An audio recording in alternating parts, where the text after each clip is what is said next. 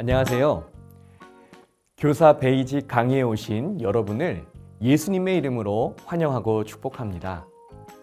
이 교사 베이직에서는 4주간에 걸쳐서 기독교 교육 교사가 가져야 할 교육의 기초 지식을 강의할 계획입니다.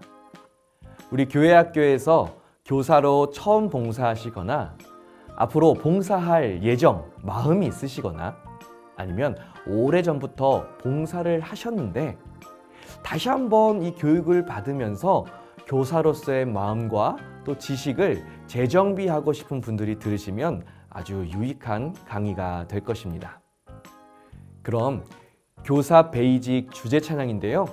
우리 오늘 눈물로 라는 찬양을 함께 부르고 우리 강의를 시작하겠습니다.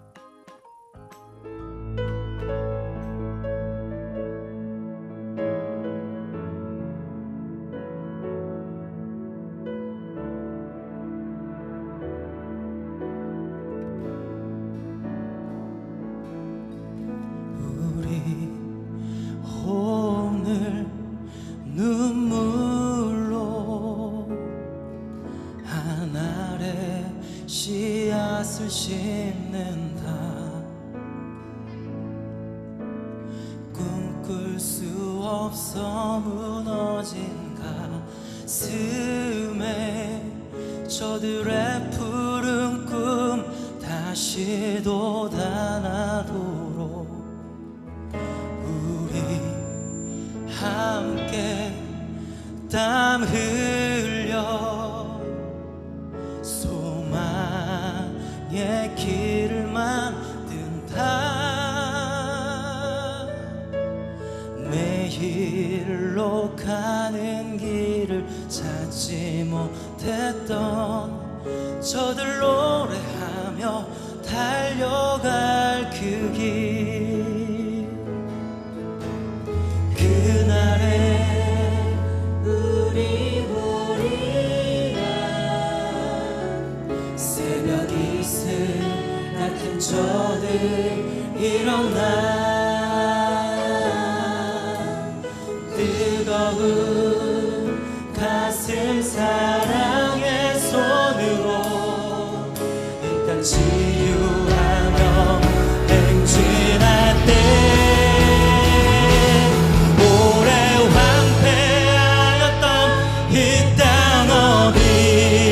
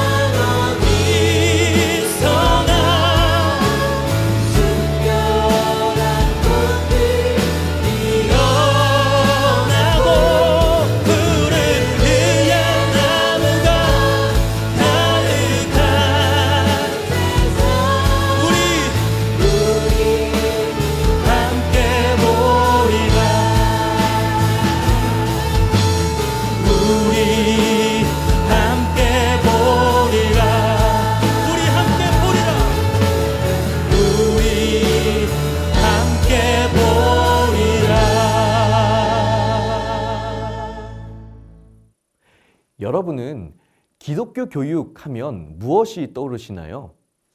교회학교, 신앙교육, 성경교육, 양육, 교회교육 등 여러 단어들이 떠오르실 텐데요. 많은 분들이 이 기독교 교육하면 그거 주일학교 아니야? 그거 성경 가르치는 거 아니야? 그거 애들 인성교육하는 거 아니야? 하고 대답하십니다. 맞습니다. 하지만 완벽한 대답은 아닙니다. 첫 번째 대답, 그거 주일 학교 아니야? 는 교육의 장소에 대한 대답입니다. 그리고 그거 성경 가르치는 거 아니야? 는 교육의 내용에 대한 대답이지요.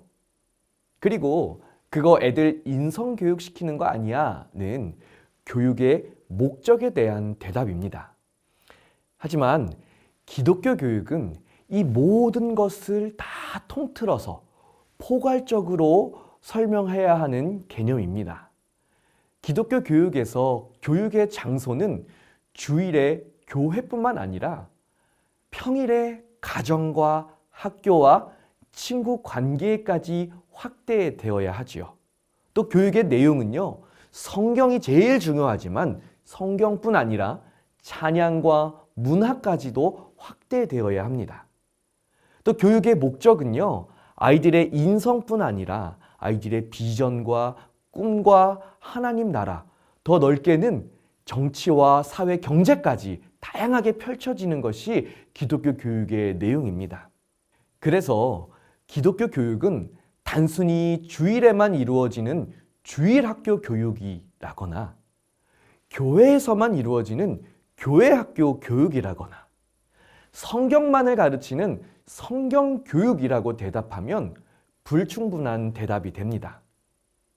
앞서 말씀드린 모든 것을 다 포함하는 이 기독교라는 가치, 기독교라는 종교, 아니죠. 그 종교를 넘어서서 복음과 진리라는 그 가치를 세상 속에서 세상 사람들에게 가르치는 교육이 바로 기독교 교육입니다.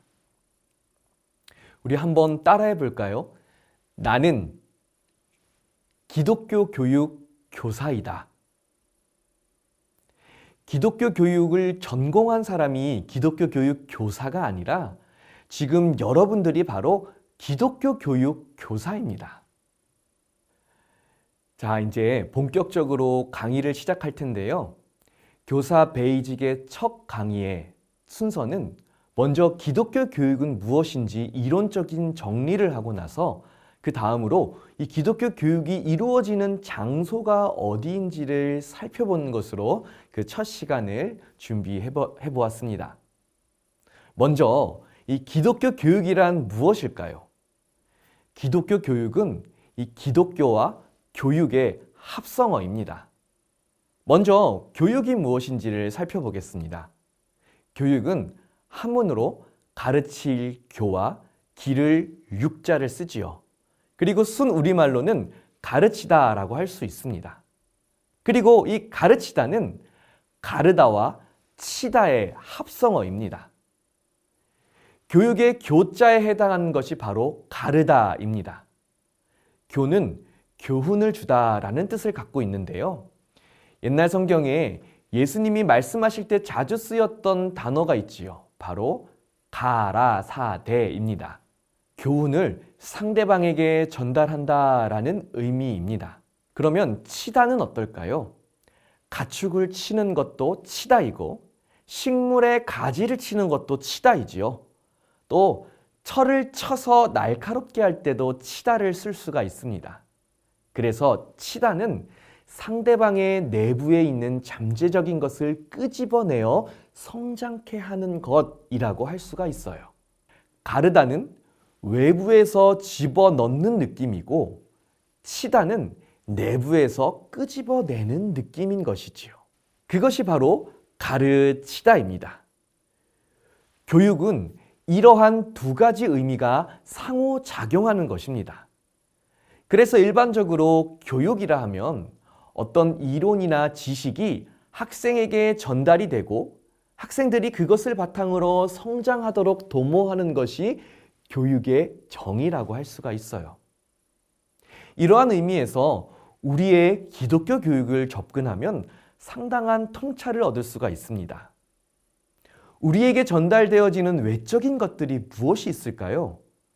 바로 성령과 은혜와 감동입니다. 그러면 우리 안에서 나오는 내적인 것들은 무엇이죠? 소망과 믿음과 확신과 헌신입니다.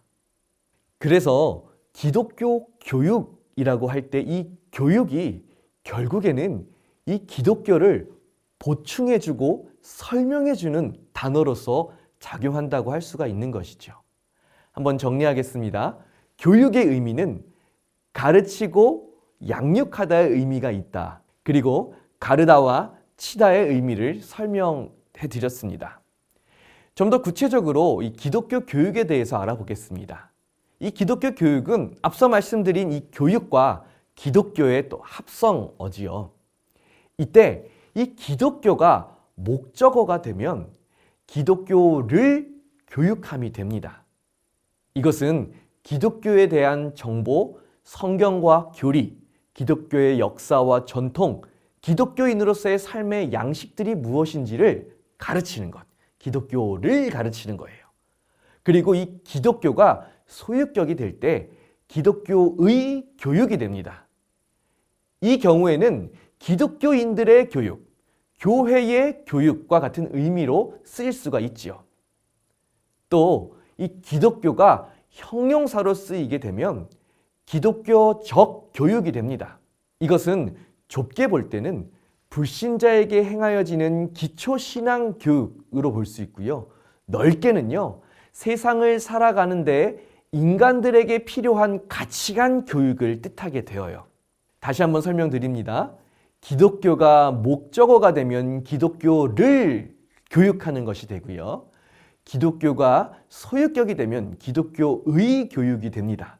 그리고 기독교가 형용사가 될 때 기독교적 교육이 된다라는 거예요. 우리 종교개혁을 일으킨 마틴 루터는 교육을 정의할 때 기독교적 교육으로 이해를 했습니다. 세상의 교육도 기독교적 교육이 되어야 한다. 그래서 학교의 기능을 그 전까지는 신학교로서의 학교만을 생각했는데, 그래서 성직자를 양성하는 것을 위주로 학교 교육을 생각했는데, 종교개혁 이후로는 모든 시민을 대상으로 공교육으로 이 교육을 해야 한다라고 말하기도 했죠. 자, 이렇게 기독교 교육에 대해서 알아보았는데요. 이미 우리에게 익숙한 용어들이 있습니다. 교회교육, 교육목회, 교회학교, 주일학교 같은 용어들이지요. 이 용어들은 기독교 교육과 혼용되어서 사용되기 때문에 이 용어들을 좀 정리할 필요가 있습니다. 앞서서 말씀드렸지만 기독교 교육이라는 큰 틀 안에 이와 같은 교회교육, 가정신앙교육, 그리고 성경교육, 이런 교육들이 다 포함이 되어 있다라는 것이죠. 우리가 단순히 교회학교 교사 혹은 주일학교 교사가 아니라 기독교 교육 교사로 발돋움하기 위해서는 이러한 개념부터 정리할 필요가 있습니다. 먼저 교회 교육을 살펴볼까요? 교회 교육은 말 그대로 교회가 주관하는 교회입니다. 신앙생활을 하는데 필요한 것들을 배우는 모든 활동들이 바로 교회 교육이지요. 거기에는 성경 읽기, 찬양하기, 예배드리기, 헌금하기, 봉사하기 등 여러 가지 과목들이 있겠지요. 이것은 흔히 말하는 이 교육부에만 해당되지 않고요. 전 세대, 전 교인이 대상이 됩니다. 그래서 우리 거룩한 빛 광성교회는 제1교육, 제2교육, 제3교육이 있죠. 그래서 연령대별로 교육을 진행하도록 그렇게 시스템을 마련한 것이 바로 교회 교육 혹은 교회의 교육입니다. 교회 교육을 말씀드렸습니다. 교회 교육이란 교회에서 이루어지는 모든 교육 활동을 교회 교육이라고 하는 것입니다. 흔히 여러분들이 교회 교육하면 우리 교육부서, 특히 우리 제1교육부만 생각을 하시는데요. 사실 교회 교육이란 모든 세대, 모든 성도들을 향해 있다라고 이해하시면 되겠습니다. 그럼 교육 목회는 무엇일까요? 앞서 말씀드린 우리 교회 교육의 과목들이 있지요. 그 과목들을 좀 더 체계적으로 정리한 것이 바로 교육 목회입니다. 다시 말씀드립니다. 교회 교육을 체계화한 것이 바로 교육 목회인데요. 마리아 해리스라는 기독교 교육학자는요, 이 교육 목회를 5가지 영역으로 정리하였습니다. 레이투르기아, 디다케, 코이노니아, 케리그마, 디아코니아라는 라틴어인데요. 여러분, 이 5가지 우리 강의 후에는 우리 시험에 나옵니다. 다시 한번 설명해 드릴게요. 레이투르기아, 디다케, 코이노니아, 케리그마, 디아코니아입니다. 여러분 많이 들어보셨죠? 이 레이투르기아는 예배를 뜻하고요. 케리그마는 선교를 뜻해요. 디다케는 교육, 코이노니아는 친교, 디아코니아는 봉사입니다. 이렇게 체계적으로 구분해서 교육 목회에 대한 이론을 정립을 마리아 해리스라는 학자가 했어요. 여러분 교사 수첩이나 각 부서 교육 계획서를 보면 이 5가지로 1년의 교육을 정리해 놓은 것을 확인할 수가 있는데요. 예배는 1년 동안 어떻게 드릴지, 그리고 1년 중에 절기는 언제 들어가는지 계획표가 나와 있고요. 그리고 1년 중에 성경 교육은 어떠한 방향으로 할지, 지금 우리 교육부가 하고 있는 이 성경 교육의 방향은 하나님 나라를 배우자라고 해서 창세기부터 요한계시록까지에 나와 있는 하나님 나라에 대한 이야기를 배우고 있잖아요. 이것이 바로 디다케입니다. 그리고 디아코니아처럼 1년 중에 우리 학생들 혹은 교사들, 성도들이 어떻게 봉사를 통해서 이 사회에 복음을 드러낼 수 있을까 하는 계획이 바로 디아코니아이고요. 그리고 코이노니아, 친교, 봄소풍이라든지 체육대회라든지 혹은 반별 교제 시간 등 친교를 나눌 수 있는, 그래서 우리가 그리스도의 몸을 이루고 있는 한 지체라는 것을 인식하게끔 하는 것이 바로 코이노니아입니다. 그리고 케리그마, 선교는요. 우리가 어떻게 선교를 할 것이냐, 보내는 선교사가 될 것이냐 아니면 가는 선교사가 될 것이냐, 그리고 1년 중에 선교의 날을 정하고 선교사를 후원하는 헌금도 하고 선교가 무엇인지 의미도 되살펴보는, 이렇게 5가지로 교육 계획을 세울 수 있도록 정리를 한 것이지요. 자, 제가 방금 교육 목회가 무엇인지 말씀드렸습니다. 그렇다면 마지막 교회 학교는 무엇일까요? 이것은 교회에서 다음 세대를 대상으로 학교식으로 이루어지는 신앙교육의 프로그램인데요. 1780년 영국에서 로버트 레이크스라는 사람이 주일에 아이들을 모아놓고 교육을 시작한 주일학교 운동에 뿌리를 두고 있습니다. 당시 영국 사회는 어린이들이 교육을 받지 못하고 길거리에서 구걸을 하거나 공장에서 노동자로 살아갔습니다. 특히 가난한 아이들일수록 교육에서 배제가 되었지요. 기회가 불평등하게 주어지는 것을 본 이 로버트 레이크스가 빈민층의 아이들을 교회로 데려와서 일요일에 학교식 교육을 실시합니다. 언어도 가르치고요. 수학, 과학, 여러 가지 경제들을 가르친 것이죠. 그리고 성경을 가르쳤습니다. 평일에는 돈을 벌어야 하니까 쉬는 날인 일요일에 교회에서 교육을 한 것이지요. 이것을 썬데이 스쿨, 주일 학교라고 명명했는데요. 19세기 초에 외국인 선교사들이 우리 한국에, 대한민국 땅에 들어오면서 선교를 하기 시작할 때 자연스럽게 이 썬데이 스쿨, 주일 학교가 유입이 되었고 지금까지 한국교회의 자랑이 되었습니다. 우리는 지금도 주일 학교를 운영하지요. 그리고 얼마 전에는 이 주일 학교라는 명칭을 교회 학교로 바꾸자라고 총회 차원에서 발의를 하여서 이제는 주일 학교가 아니라 교회 학교로 이름을 바꾸게 되었습니다. 하지만 아이들이 주일에 와서 교육을 받는다는 그 기본 개념은 변한 게 없지요. 아이들은 주중에 학교에서 공부를 하고 학원도 다닙니다. 그리고 주일이 되면 교회에 와서 평일에는 배울 수 없는 신앙 교육을 이 주일에 배우게 되는 것이지요. 이것이 바로 교회 학교의 모습입니다.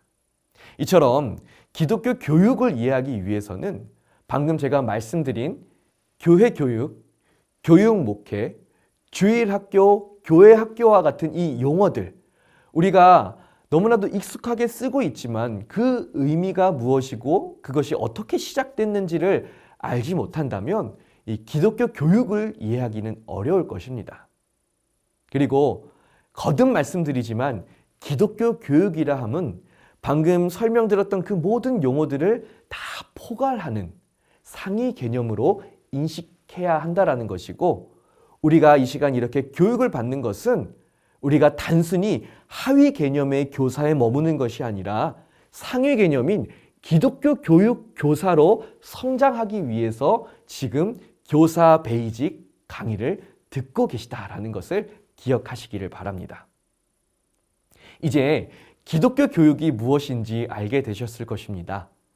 이 강의를 듣는 분들 대부분은 주일 오전에 영아부에서부터 고등부까지 부서에서 이루어지는 교회 학교, 주일 학교 교사일 테지만 지금까지 여러분들이 생각했던 위치는 기독교 교육이라는 큰 범주 안에 일부분이었다라는 것을 기억해야 합니다. 그리고 앞으로는요, 이 교사 베이직을 수료하신 다음에는요, 단순히 주일에만 일하는 교회학교 교사, 성경만을 가르치는 교사가 아니라 기독교라는 가치, 그리고 주일을 넘어서 평일에도 교사로 서는 기독교 교육 교사로 성장하실 수 있게 되기를 축복합니다. 자, 이제 우리 기독교 교육이 무엇인지를 설명을 드렸는데요. 그렇다면 이 기독교 교육이 이루어지는 장소는 어디인지를 한번 살펴보겠습니다. 기독교 교육이 무엇인가 라고 질문했을 때 주일에 교회 학교에서 성경을 가르치고 애들 착하게 자라도록 하는 것이라 대답한다면 이제 안 된다. 그건 반쪽짜리다 라고 말씀드렸습니다. 제 경험을 하나 말씀을 드릴게요. 제가 2010년부터 2013년까지 김포에서 사역을 했는데요. 어느 날 주일에 아동부 초등학교 6학년 새 친구가 왔습니다. 그 아이는 이제껏 한 번도 교회를 다녀본 적이 없는 6학년 여자아이였어요. 이 아이의 부모님도 교회를 다니지 않았죠. 그런데 아이가 그러는 거예요. 엄마가 교회 다녀보라고 했다고. 교회 가면 좋은 게 많다고 해서 교회에 왔다는 거예요. 그래서 제가 4주 동안 새 신자 교육을 해주고 등반을 시켰습니다. 그리고 매주일 교회에 빠지지 않도록 신방도 열심히 하고요. 잘 챙겨줬어요. 그렇게 6개월쯤 시간이 지났는데요. 아이가 갑자기 보이지 않는 거예요. 한 주, 2주 안 보이길래 제가 신방 전화를 가정으로 했습니다. 어머니가 전화를 받으시는데요. 대뜸 이렇게 얘기하는 거예요. 이제 우리 딸 교회 안 보낼 거예요. 왜요, 어머니? 그동안 얼마나 재미있게 또 열심히 다녔는데요. 이렇게 대답을 했죠. 아니, 교회에 다녔는데 왜 애가 하나도 나아지는 게 없어요?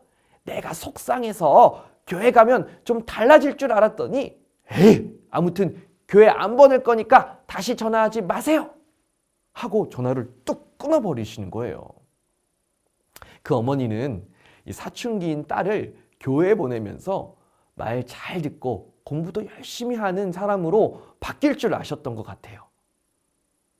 하지만 그 학생은 교회를 정말 좋아했고요. 나름 성장하고 있었거든요. 그런데 어머니는 기다려주지 않았고요. 어쩌면 그 아이는 이미 성장했지만 어머니가 원하는 모습으로 성장하지 않았던 것일 수도 있었겠죠. 여러분, 주일에 교회 보내서 성경 가르치고 착하게 사는 법을 가르친다고 모든 아이들이 소위 말하는 훌륭한 사람이 될까요? 그렇지 않습니다. 물론 어느 정도까지는 가능할 거예요. 선생님들의 사랑과 정성과 마음이 아이들을 감동시켜서 아이들이 변화할 것입니다. 저는 우리 거룩한 빛 광성교회 교사분들이 그러한 열정과 마음과 준비가 되어 있다라고 생각해요. 하지만 한 인생이, 한 아이의 삶이 변화한다는 건 정말 복잡하고 또 어려운 문제입니다. 이것은 우리가 행하는 기독교 교육이 어디에서 주로 이루어지느냐에 대한 문제입니다. 기독교 교육이 어디에서 이루어질까요? 아마 이 강의를 듣는 분들은 대부분 교회다라고 말하실 거예요. 맞습니다. 교회는 기독교 교육의 장입니다. 하지만 교회만이 아닙니다. 교회만큼이나 중요한 기독교 교육의 장은 바로 가정입니다. 어떤 분들은 교회 교육과 기독교 교육을 혼동해서 1차적 기독교 교육의 장을 교회라고 말하실 수 있지만 기독교 교육은요, 가정에서 먼저 이루어져야 합니다. 우리가 아무리 교회에서 열심히 아이들의 변화를 위해, 구원을 위해 가르치고 성경을 가르치고 아이들을 섬긴다 한들 이 아이들이 일주일 동안 살아가야 할 가정이 변화하지 않고 가정이 복음을 받아들이지 않는다면 그 아이가 변화하기란 정말 하늘의 별 따기일 것이에요. 세상에서 사고 뭉치들에게 하는 말이 있죠. 너 엄마가 그렇게 가르치던 가정교육이 형편없구만. 이 틀린 얘기가 아니에요. 우리 아이가 달라졌어요 라는 프로그램을 보면 아이가 달라지려면 부모가 달라져야 한다라고 항상 결론이 내려지더라고요. 마찬가지로 신앙교육이 제대로 이루어지려면요. 가정에서부터 시작되어야 하는 거예요. 물론 간혹 가정에서 그렇게 신앙교육을 신경 쓰지 않았는데도 교회에서 아이들이 변화받고 결단하고 헌신하여서 바로 서는 일들이 종종 일어납니다.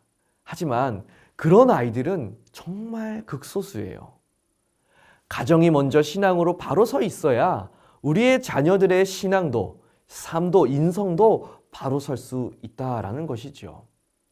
신명기 6장 4절에서 9절 말씀에 보면 이스라엘 백성들이 하나님을 가르치기 위해, 하나님에 대해서 가르치기 위해서 가정에서 어떻게 교육했는지를 엿볼 수 있는 장면이 나오는데요. 우리 9절을 한번 읽어보도록 하겠습니다. 시작. 이스라엘아 들으라. 우리 하나님 여호와는 오직 유일한 여호와이시니 너는 마음을 다하고 뜻을 다하고 힘을 다하여 내 하나님 여호와를 사랑하라. 오늘 내가 내게 명하는 이 말씀을 너는 마음에 새기고 내 자녀에게 부지런히 가르치며 집에 앉았을 때든지 길을 갈 때든지 누워 있을 때든지 일어날 때든지 이 말씀을 강론할 것이며 너는 또 그것을 내 손목에 매어 기호를 삼으며 내 미간에 붙여 표를 삼고 또 내 집 문설주와 바깥문에 기록할지니라. 아멘.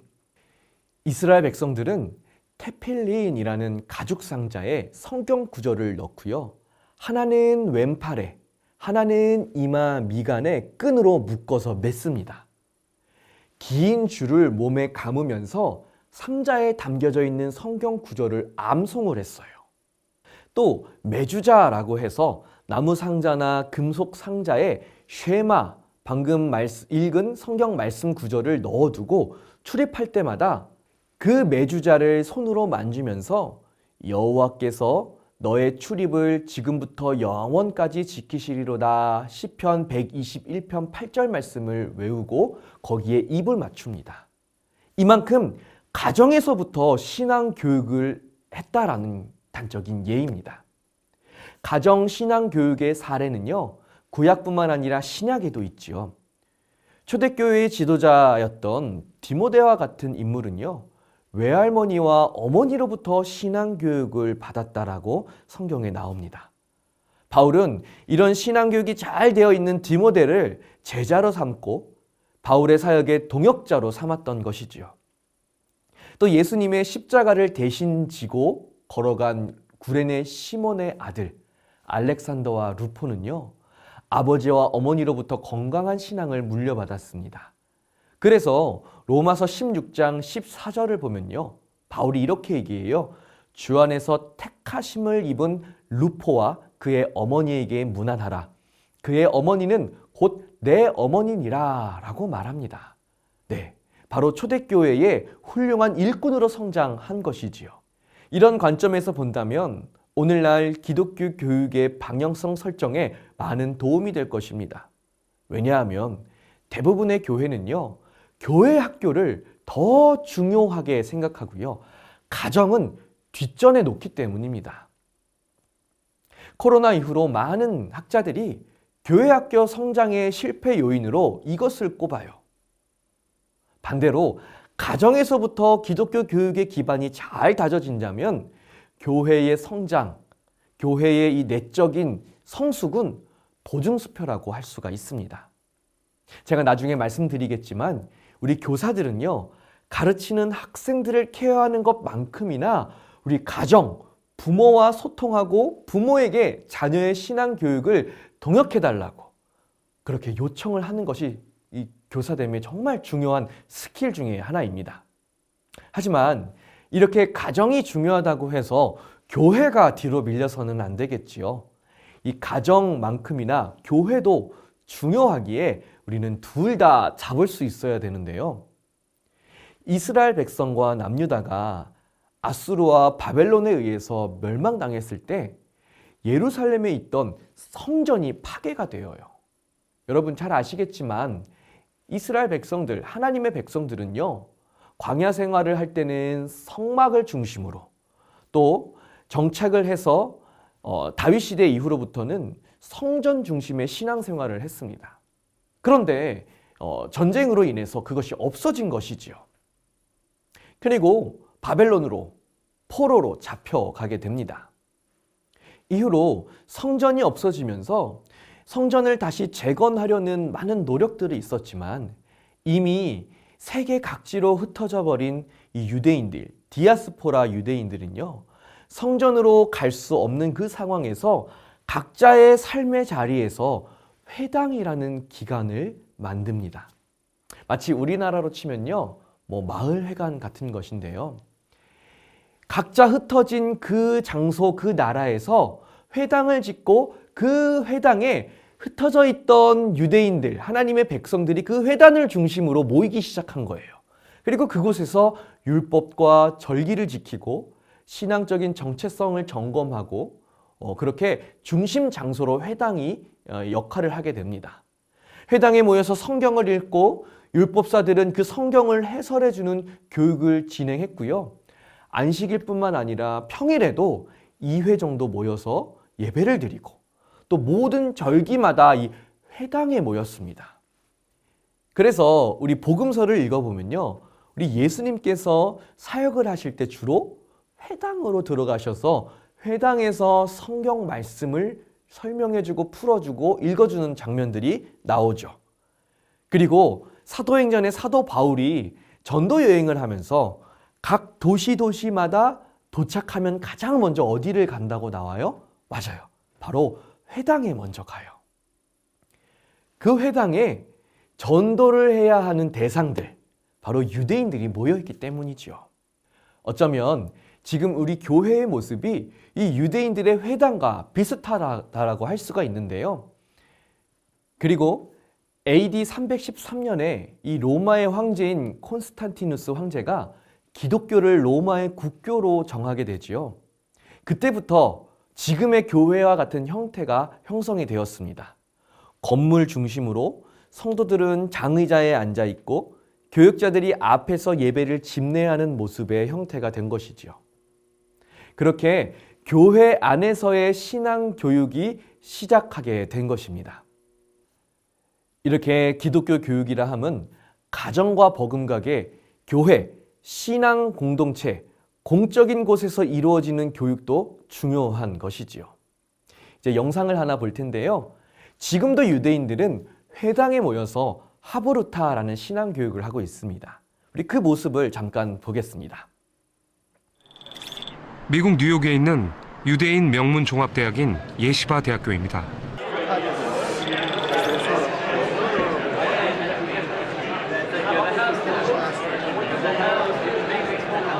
시끄러운 소리로 가득 찬 이 넓은 공간은 다름 아닌 도서관입니다. 학생들은 책을 펴놓고 큰 소리로 떠들고 있습니다.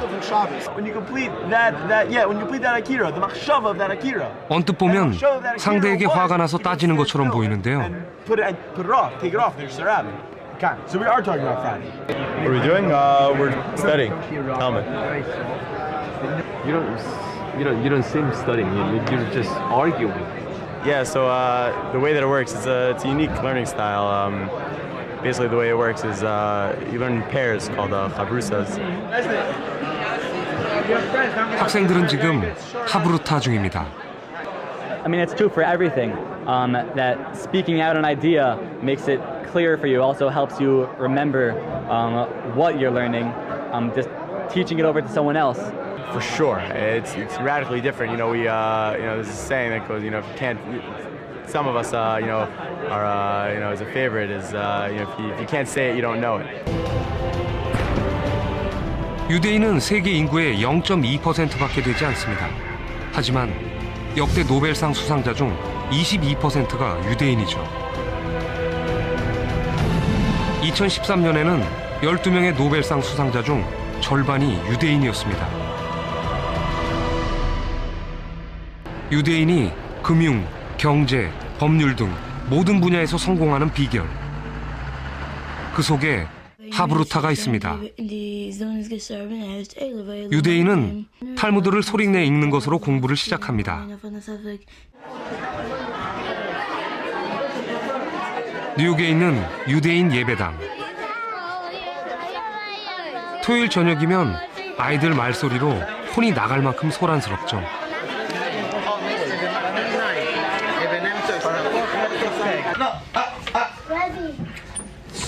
교실도 마찬가지입니다. 짝을 지어 큰 소리로 책을 읽습니다. 모두 하브루타를 몸에 익히는 과정입니다. My father taught English, and he told me, I still remember when I was a little boy, he said, never be ashamed to ask questions in class. I don't think this is only good for Jewish people. I think everyone can learn from it. 방금 보신 것처럼 회당에 모여서 공동체적인 신앙 교육을 하고 있는 것입니다. 기독교 교육의 현장도 가정에서 이루어지는 기독교 교육이 있다면 교회에서 공동체적으로 이루어져 있는 기독교 교육이 있습니다. 제가 오늘 영상을 보면서 잠깐 든 생각이요. 주일에 각 부서를 이렇게 순방하다 보면요. 예배실에서 그룹별로 공과 공부하고 있는 모습들을 보거든요. 그런데 정말 왁자지껄 시끄럽습니다. 그래서 어떤 부서에서는 너무 시끄러워서 교육이 되지 않아요 라고 이야기하곤 하는데요.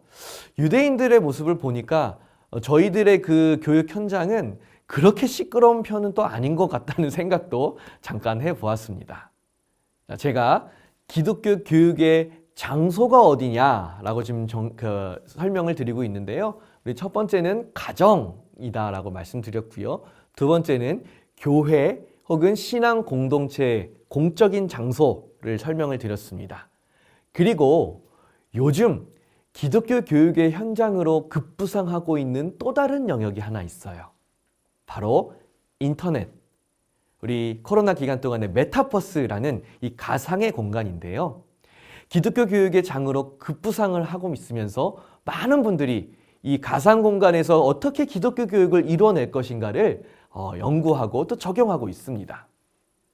우리 작년이었죠. 어린이 한마당에서 이 메타버스 체험관이라고 해서 이제 VR 기계를 쓰고 가상의 캐릭터 체험도 해보고 또 성지순례 체험도 했었죠. 이 코로나 시기에 줌 화상 채팅이나 이 제페토 같은 아바타를 이용한 가상의 공간에서 교육이 이루어지는 것을 여러분 한번 경험해 보셨을 것입니다. 아마 앞으로 사회가 더 발전하고 세상이 더 이제 발전하게 되면 더 다양한 기독교 교육의 장이 만들어질 것이에요. 때문에 기독교 교육의 장은 어느 한 곳만 중요하다고 말하기가 힘듭니다. 가정폭력이나 불신자의 가정에서 신앙 교육을 받을 수 없는 아이들이 있죠. 그 아이들은 교회가 그 역할을 보완해 줘야 합니다. 교회에 와서만 예수님 이야기를 들을 수 있기 때문이죠. 그리고 개척교회나 미자립교회처럼 교회 사정이 어렵다면 가정에서 그 교회 교육의 역할, 기독교 교육의 역할을 보완해 줘야 합니다. 또 차별금지법이라든지 잘못된 인권조례와 같은 사회 분위기에서 올바른 신앙 교육이 이루어지기 힘들다면 교회가 사회를 대신해 줘야 해요. 왕따와 같은 문제가 만연한 학교 분위기에서 신앙 교육이 어렵다면 교회와 가정 또 사회가 혼연일체되어서 학교 교육을 또 보완해 줘야 되는 것이죠. 이것이 진정한 기독교 교육이며 하나님께서 원하시는 신앙 교육의 모습일 것입니다. 자, 오늘 교육을 정리하겠습니다. 앞서서 기독교 교육이 무엇인지 장황하게 설명을 해드렸는데요. 일반 교육과 기독교 교육의 다른 점이 무엇인지를 말하고자 한다면 우리 기독교 교육의 주체가 바로 하나님이다라는 거예요. 일반 교육은요, 교육의 주체가 교사와 학생이 됩니다. 하지만 우리 기독교 교육의 주체는요, 교사와 학생이 있지만 궁극적인 주체는 하나님이셔요. 그래서 기독교 교육을 표현할 때요, 하나님에 대한 교육, 하나님에 의한 교육, 하나님을 위한 교육이라고 할 수가 있습니다. 반대로 우리 교회 교육, 기독교 교육의 방향이 하나님을 향해 있지 않다면 그것은 올바른 교육이라고 할 수가 없게 되는 것이지요.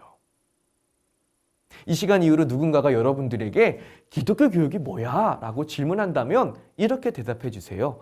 우리 기독교 교육은 하나님에 대한 교육, 하나님에 의한 교육, 하나님을 위한 교육이야. 정말 멋있죠? 네. 오늘 우리 교사 베이직의 첫 시간으로 먼저 우리 교사들이 기독교 교육 교사로서 서기 위해서 기독교 교육이 무엇인지를 살펴봤고요. 이 기독교 교육이 어디에서 이루어지는가를 살펴보았습니다. 우리 다음 주에는 기독교 교육의 교사들이란 누구이며 어떻게 교사로 준비되어야 하는가, 그리고 기독교 교육의 대상이 되는 학생들은 어떤 존재들인가를 배워보도록 하겠습니다. 우리 수업 이후에 전달되어지는 이 구글 설문지를 통해서 오늘 강의의 내용에 대한 피드백을 해주셔야 되는데요.